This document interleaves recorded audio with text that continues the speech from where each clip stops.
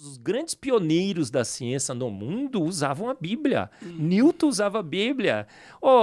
As correntes marítimas, Matthew Maury falou assim, olha, tá vendo aqui, a Bíblia está falando que tem corrente nos mares. Foi lá e descobriu as correntes marítimas. Pode crer. A saúde está no sangue. Pô, você faz exame de sangue hoje, né? Sim, sim. Você sabe que um dos presidentes norte-americanos, quem foi? Estava doente, fizeram sangria nele.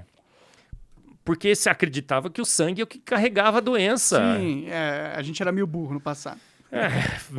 Se tivesse lido a Bíblia, né? Lava a mão na pandemia. Que vai matar os germes. O pai do sanitarismo, quem é?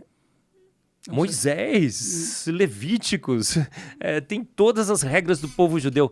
Na peste negra lá na Europa, os judeus, o povo alemão queria matar os judeus porque achava que eles tinham um pacto com o demônio, porque eles morriam.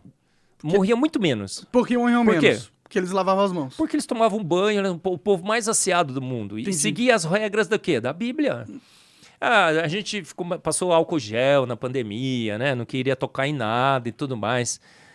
Por quê? A Bíblia disse, tocou em matéria morta, em cadáver, em coisa contaminada, lava as mãos com água corrente. Toma banho. Uhum. Então, o hábito de tomar banho e lavar a mão depois que você tocou em alguma coisa contaminada vem da Bíblia.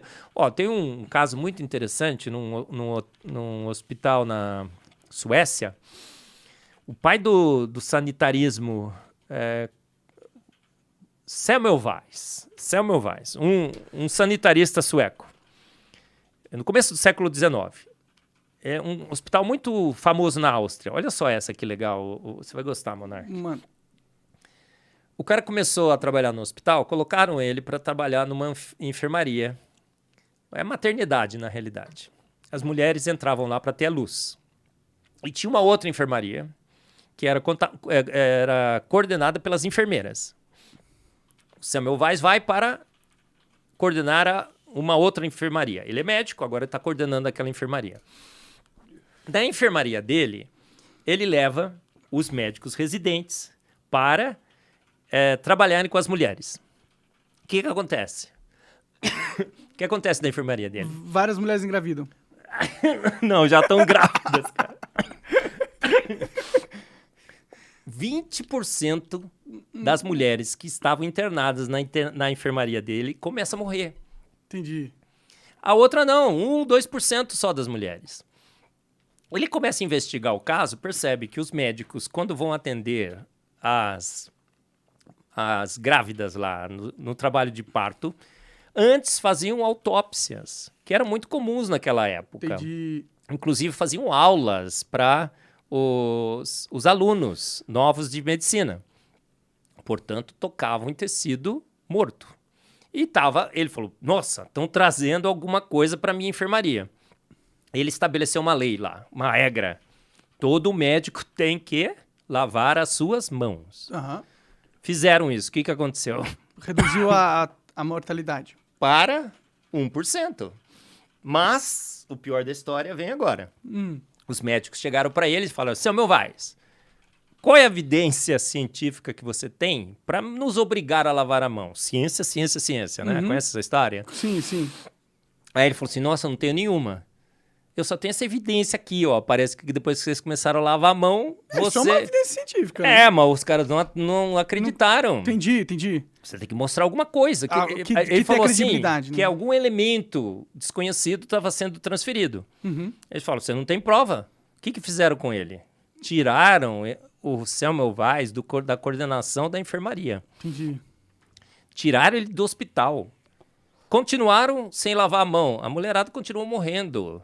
Ele foi internado num hospício pela mulher dele porque ele fez tanta campanha contra os médicos e que eles tinham que lavar as mãos que ele achava que ele estava louco. Pode crer. E ele morreu num hospício. E o cara tava querendo salvar a vida de milhões de pessoas. Hoje ele é considerado o pai do sanitarismo, Samuel Weiss. Mas o pai do sanitarismo é Moisés. Se Samuel Weiss tivesse lido a Bíblia... Ele fala, cara, eu não tenho evidência, mas eu tenho a Bíblia aqui, ó, tá vendo? Talvez tinha convencido, né? Não sei, mas ele teria uma evidência, sim, né? Sim. Teria a palavra de Deus. Mas provavelmente ele não sabia, porque ele não citou. Pelo Sim. menos a história não relata. Não, isso é realmente uma propriedade incrível da Bíblia, né? O fato dela prever bons comportamentos que só foram descobertos pela ciência milhares de anos depois, realmente é um argumento que diz que tinha muita sabedoria na Bíblia, e quem colocou aquela sabedoria foram pessoas antigas que não tinham a ciência capaz de chegar naquelas conclusões através da ciência. Então eles chegaram através de outras formas, que talvez seja uma ciência que a gente não conhece, ou talvez tenha sido uma inspiração divina, né? A Bíblia diz assim, num dos seus salmos, o incontável exército celestial. E o pior, que ele chama todas as estrelas pelo seu nome, né? Mas ele diz, a Bíblia já dizia que a quantidade de estrelas no universo era incontável. Quando os primeiros telescópios foram construídos e começaram a observar o Galileu e tudo mais, o universo, teve uma conta que foi anunciada ao mundo, 5.127 estrelas.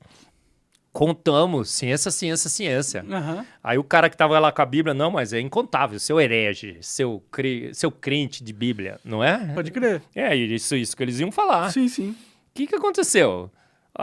Dado após dado, espectro após espectro, a verdade que é enfatizada a cada avanço da ciência é que, se há um confronto com a Bíblia, é a Bíblia que tem razão. Nesse caso tinha realmente. Tinha. Hoje, antes do James Webb, a conta eram 2 trilhões de galáxias, com aproximadamente 100 a 200 bilhões de estrelas em cada uma dessas galáxias. Monarca, bom de matemática, sério? Senão a gente vai lá pro Cola lá para fazer essa conta. Cola, pega aí, faz essa conta aí. Trilhões e trilhões de estrelas. 2 trilhões vezes 200 bilhões. Quanto deu, Cola? 1 quintilhão de, sei lá. 2. 42. Cara, dá aproximadamente 60 sextilhões. 60 sextilhões é incontável. Eu não consigo. Agora, a gente, aproximadamente, agora que o James Webb foi tirar foto do início do universo, que não era pra ter nada, né? Uhum. O diretor do programa, o Robert Williams, ele disse isso, né? Aí o pessoal, o Felipe Jaime disse, não, recebi um e-mail aqui do professor, do Robert Williams, ele disse que esperava encontrar alguma coisa. Tem um vídeo gravado dele lá. Ô, Felipe, desculpa aí, cara. É que depois que o cara erra, ele manda um e-mail assim, falando, não, já esperava, eu já previa isso. Ele tem um vídeo e falou assim, olha, eu esperava não ver nada, era extremamente arriscado. Se eu visse, era uma estrelinha ali qualquer e tal. Aí a gente vê vem aquela foto do James Webb, do Hubble. Várias galáxias formadas onde não deveriam existir. Estruturadas, massivas, brilhantes, todas as estrelas lá, várias diferentes formas. Os elementos pesados estão todos naquelas galáxias. O universo está prontinho no seu início. E se ele tivesse prontinho no início, há 13,8 bilhões de anos, hoje estaria muito desgastado, segundo a lei da termodinâmica, as estrelas consomem energia e tudo mais. Não, mas ele está igualzinho o que a gente está vendo hoje. O que acontece? O universo foi feito pronto há poucos anos atrás, milhares, não milhões. O Marcos é um herege, olha só, acho que o universo é jovem, né? O Big Bang, uma teoria muito bem estabelecida, com N evidências. Que é isso? É uma teoria toda recalchutada. Que ela estava errada já ficou evidente que estava, mas agora a gente não sabe qual que é realmente a realidade. Qual o processo Talvez natural... o universo seja mais antigo ainda, né? Me diga então, Monark, qual é o processo natural que pode formar um universo pronto, estruturado do nada? Não existe força, não existe processo. Esse é o grande processo. Não, eu acredito em Deus, cara. Mas a questão é que, tipo, o fato de eu acreditar em Deus não quer dizer que eu não quero as explicações do que tá acontecendo, velho. Eu quero as explicações. Eu quero entender por que tinha, há 400 milhões de anos, já tinha galáxias formando. Por quê? Porque eles observaram que tinha, entendeu? O fato de eu acreditar em Deus não me deixa procurar as explicações, absolutamente não. Olha, a gente ficou torcendo absolutamente pro James Webb dar certo. Sim. Mas a gente falou, cara, eu quero que ele tire as fotos. E deu e Por quê? provou Porque que são vocês evidências. estavam certos sobre São evidências. certas coisas. Outro dia eu tava numa palestra de um evolucionista teísta, que é aquele compromisso totalmente espúrio, né? Entre você destrói a evolução e destrói Deus, né?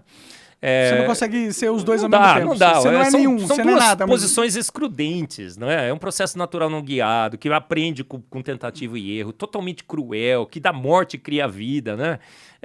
A morte entra no mundo pelo pecado, não pelo processo que Deus fez. E esse evolucionista teísta disse assim, eu estava procurando na ciência o mecanismo que Deus usou para criar o universo.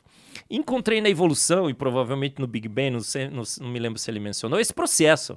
Eu encontrei no Big Bang, na evolução, esse processo? Claro que não. Eu fui investigar, eu também, como você, fui investigar. Eu era evolucionista teísta. Falei, cara, a evolução não fecha as contas. Processos naturais. Duas causas, natural ou ação inteligente. A ação natural, os processos naturais não têm poder para fazer a natureza que nós vemos. Pelo menos os processos naturais que a gente observa, né? Não o que a gente tem ciência. Agora, eu sei que uma mente inteligente, com todo o poder, toda a sabedoria, toda a inteligência que ela tem, criou um universo todo absurdamente estruturado, sábio, inteligente. O universo é inteligente. E um QI do universo é absurdo. A inteligência se propaga na estruturação do universo, nas 26 constantes universais, no código genético, a TGC da vida, Sim. em todas as estratégias que ele estabeleceu no código genético para que de 20 mil genes a gente possa sintetizar mais de 5 milhões de proteínas. Então, todas essas evidências me mostram a inteligência, o ser que fez é de extrema inteligência e o mecanismo que ele usou. Não foram forças naturais. A Bíblia diz que foram as virtudes que Deus tem.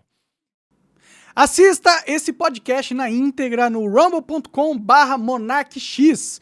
Aponta o celular pro QR Code na tela ou vai no link da descrição e segue a gente lá. Valeu!